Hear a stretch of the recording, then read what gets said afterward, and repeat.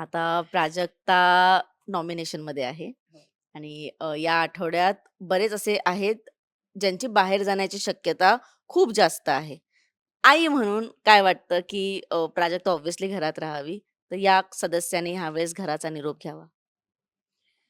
ते तर टोटली लोकांच्यावर अवलंबून आहे, की त्यांना कोणाला बाहेर काढायचं आहे.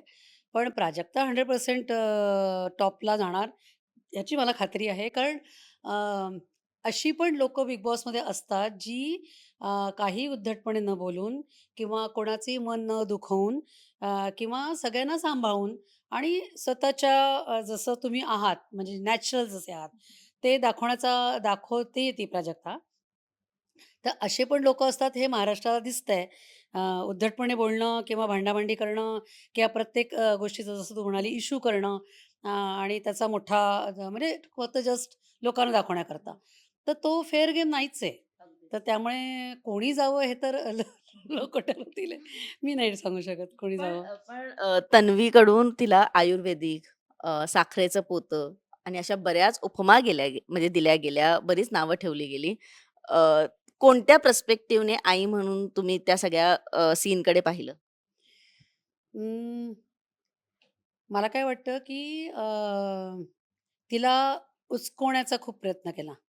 की ती कुठल्यातरी ह्याच्याने ती ट्रिगर होईल आणि काहीतरी बोलून जाईल.